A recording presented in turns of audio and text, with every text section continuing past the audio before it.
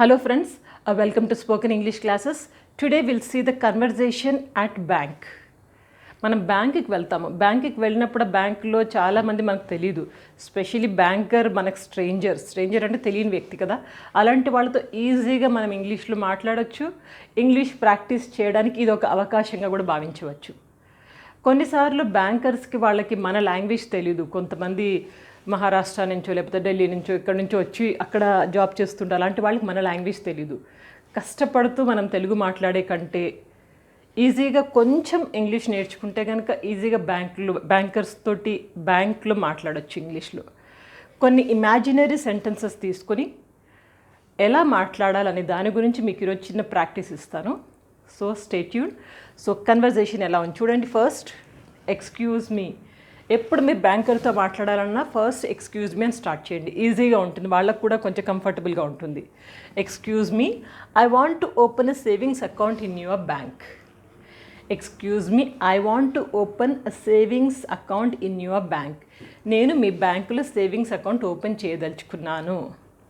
I want to open a savings account in your bank. దానికి కంటిన్యూషన్గా may I know the procedure please.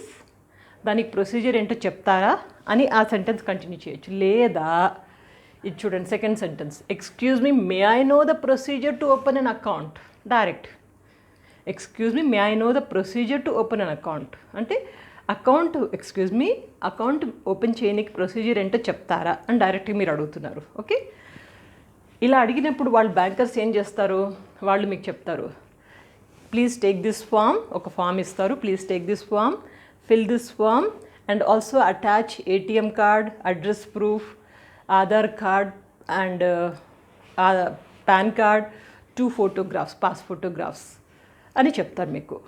మీరు procedure ప్రకారం మీ అన్ని fill up చేసి వాళ్ళకి థ్యాంక్ యూ అని చెప్పేసి తీసుకుని అన్ని ఫిలప్ చేసి ఇచ్చేయడమే. ఓకే, సో ఈ 2 సెంటెన్స్ లేదన్నా వాడండి. తర్వాత చూడండి, may I know what is the minimum deposit amount. Minimum deposit amount most of the banks అడుగుతూనే ఉంటారు, ఇంత అమౌంట్ కట్టాలి మినిమం బిగినింగ్లో, then only you can open the account అంటారు. So you want to know అంటే మీకు తెలుసుకోవాలని ఉంది. దానికి ఏమంటున్నాం, may I know what is the minimum deposit amount. ఎంత అమౌంట్ ఉంది వాళ్ళు చెప్తారు. అప్పుడు you have to deposit at least 1000 rupees or 5000 ఇప్పుడు నడుస్తుంది కదా, చెప్తారు థ్యాంక్ యూ అని చెప్పేసి. నెక్స్ట్ ఇంకేం అడగదలుచుకున్నారు చూడండి, I want a locker in your bank. నాకు లాకర్ కావాలి మీ బ్యాంక్లో. Can you tell me the locker vacancy please? I want locker in your bank. మీ బ్యాంక్లో లాకర్ కావాలి నాకు. లాకర్లు అన్నీ పెట్టుకుంటాం కదా మనము. సో మనకున్న ఆస్తులు పాస్తులు ఇంకా ఆభరణాలు అన్నీ పెట్టుకుంటాం కాబట్టి లాకర్ని మనం బ్యాంకులో అయితే సేఫ్ అనుకుంటాం కాబట్టి అడుగుతున్నాం అనమాట. I want locker in your bank. Can you tell me the locker vacancy status. Locker ఉందా లేదా ఆ స్టేటస్ కొంచెం చెప్పండి, ఆ వేకెన్సీ స్టేటస్ చెప్పండి అని అడుగుతున్నా. అప్పుడు బ్యాంకర్ ఏమంటాడు, ఉంది అంటే yes it is available, it is available అన్నప్పుడు మీరు వెంటనే అడగాల్సింది what is the annual rent amount for this locker. Annually మీరు ఎంత రెంట్ ఛార్జ్ చేస్తారు, వాళ్ళు ఎంతో కొంత చెప్తారు. Thank you, I want to avail it అంటే నేను తీసుకోదలుచుకున్నాను అని చెప్పేసి మీరు ప్రొసీజ్ అవ్వచ్చు. లేకపోతే కనుక there is no vacancy in our bank for the locker అంటే బ్యాంక్లో మనకి లాకర్స్ ఇప్పుడు అవైలబుల్ లేవండి అని చెప్తారు అతను, బ్యాంక్ మేనేజర్ కానీ బ్యాంక్ ఆఫీసర్ కానీ. అప్పుడు మీరేమంటారు, whenever it is available please do let me know. Whenever there is any vacancy of this locker please do let me know, this is my number అని చెప్పి మీరు వాళ్ళకి information వదలండి. ఎప్పుడైతే అది ఉంటుందో డెఫినెట్లీ వాళ్ళు మీకు ఇన్ఫామ్ చేస్తారు. ఇది లాకర్ స్టేటస్ గురించి మీరు మాట్లాడడం. నెక్స్ట్ చూడండి, I want open A fixed deposit. I want open A fixed deposit లేదా ఆర్డి అనండి. Fixed deposit are RD, recurring deposit. I want open A fixed deposit are recurring deposit. May I know the interest rates. Interest rate ఎంత ఉంది తెలుసుకోవాలి కదా, అప్పుడే మనం deposit చేస్తాం కాబట్టి మనం అడుగుతున్నాము what is I want to open fixed deposit, may I know the interest rates please. Okay, అప్పుడు వాళ్ళు fixed deposit per annually this much and వాళ్ళు ఇన్ఫర్మేషన్ ఇస్తారు. Whenever you get the information, మీకు information రాగానే thank you అని చెప్పి let me take the decision and come back to you. Or ఇమ్మీడియట్గా decision తీసుకున్నా కానీ you can say that I want to deposit so and so amount అని చెప్పేసి మీరు ప్రొసీడ్ అవ్వచ్చు. నెక్స్ట్ చూడండి, what is the rate of interest on savings bank? Rate of interest on savings bank account. Savings బ్యాంక్లో కూడా interest ఇస్తారు, అది ఎంత అని అడుగుతున్నారు. మీరు ఏది అడగదలుచుకున్న క్వశ్చన్ ఫార్మాట్ ఒకటి గుర్తుపెట్టుకోండి. సో ఫార్మాట్ ప్రకారం what is the rate of interest, or otherwise may I know the rate of interest on banks account please, అట్లా కూడా అడగచ్చు. ఓకే, ఇంకా చూడండి, how many days it will take to activate account or ATM? మీరు account open చేయదలుచుకున్నారు, ఎంత time పడుతుంది? లేదా మీరు ప్రొసీజర్లోకి వెళ్ళిపోయినప్పుడు అడుగుతున్నారు ఏంటి, how many days it will take to activate account activate చేయడానికి ఎంత టైం పడుతుంది, how many days or how much time? ఇప్పట్లో తొందరగా అయిపోతుంది కాబట్టి అట్లా అడగచ్చు. లేదా ఏటీఎం యాక్టివేట్ అవ్వడానికి ఎంత టైం పడుతుంది, అట్లా మీరు how many days it will take to activate account. They may be saying that by today evening or maximum by tomorrow morning. ఈరోజు ఈవినింగ్ లేదా రేపు పొద్దున కల్లా యాక్టివేట్ అయిపోతుంది అని చెప్తున్నారు. ఇంకా నెక్స్ట్ ఏం మాట్లాడచ్చు, can I get withdrawal form please? Withdrawal form or deposit form or DD form? Can I get withdrawal form please? Can I get deposit form please? Can I get DD form please? మీకు ఏది కావాలో అది అడగండి. Can I get లేదా may I get, could I get, ఎట్లా అని అడగండి, మీరు మీ ఇష్టం అది. Okay, so can I get withdrawal form please. తర్వాత చూడండి, అప్పుడు దానికి ఆన్సర్ ఏం చెప్తారు, you can go to the counter number 1 or there it is available, you can take, thank you అని వెళ్ళి తీసుకోండి. నెక్స్ట్ చూడండి, how much time it will take to prepare DD? ఒకవేళ మీ డీడీకి చెప్పారనుకోండి, how much time it will take to prepare DD తయారు చేయడానికి ఎంత టైం పడుతుందండి? అప్పుడు వాళ్ళు ఏం చెప్తారు, hardly it will take 30 minutes sir, please be seated. ఒక 30 నిమిషాలు పడుతుందండి, దయచేసి కూర్చోండి. ష్యూర్ ఐల్ వెయిట్ అని చెప్పి వెళ్ళి కూర్చోండి. ఓకే, సో ఇట్లా మనం కన్వర్జేషన్ని మాట్లాడచ్చు. ఇంతే ఒకసారి మీరు పాజ్ చేసి దాన్ని మొత్తం నోట్ చేసుకోండి, వీడియోని పాజ్ చేసి. ఇంకా కన్వర్జేషన్ మనం స్టార్ట్ చేద్దాం, ఇంకా నేర్చుకుందాం. Let's have a small break. Phrases చూద్దాం మనం ఇప్పుడు. సో దీంట్లో ముఖ్యంగా ఈ ఫ్రేస్ చాలా important. May I know what is the procedure for applying gold loan, educational loan, mortgage loan, housing loan? మీరు లోన్ తీసుకోదలుచుకున్నారు, లోన్ గురించి ముందు ఇన్ఫర్మేషన్ తెలియాలి కదా.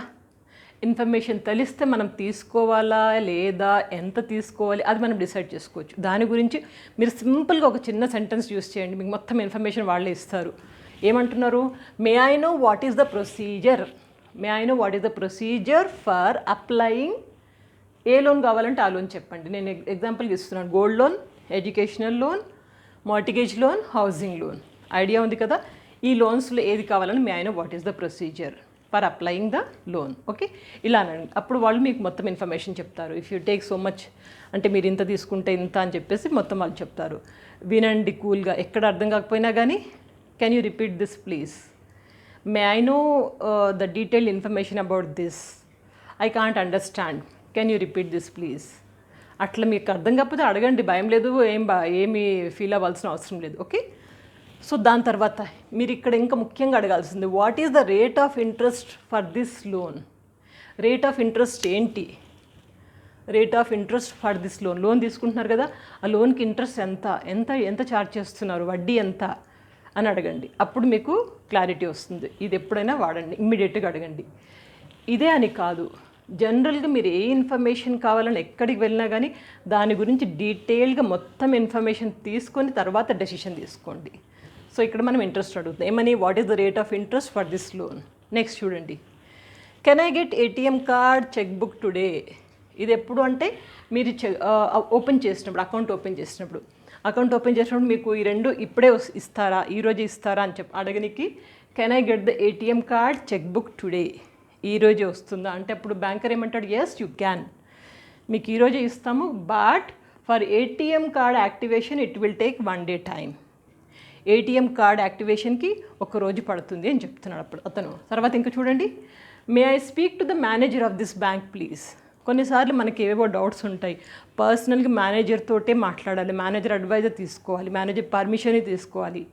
అలాంటప్పుడు మనం ఏమంటాము, may I speak to the manager of this bank please, may I speak.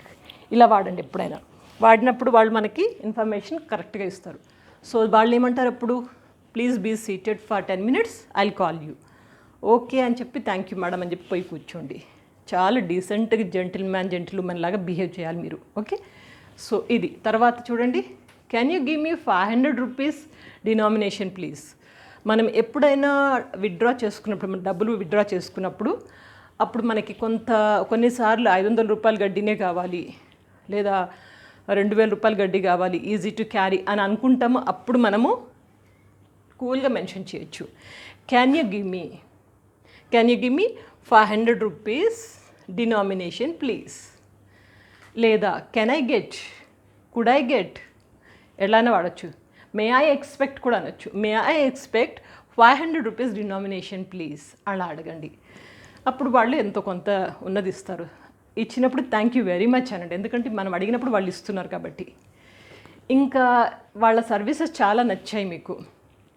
ఏ మాత్రమే మనం బాధ పెట్టకుండా టకాటక్ చేసుకుంటూ వాళ్ళు బిజీగా ఉన్న వాళ్ళు మీకు మంచి సర్వీసెస్ ఇచ్చారు. అప్పుడు మీ తరపున మీరు తప్పకుండా ధన్యవాదాలు చెప్పి వెళ్ళాలి బ్యాంక్ నుంచి.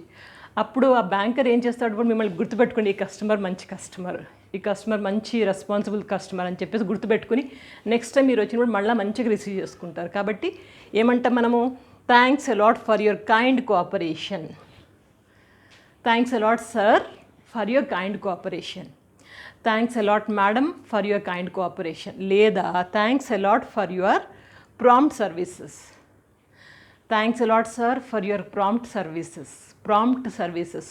ఇది గుర్తుపెట్టుకోండి, యూజ్ చేయండి ప్రాంప్ట్ సర్వీసెస్.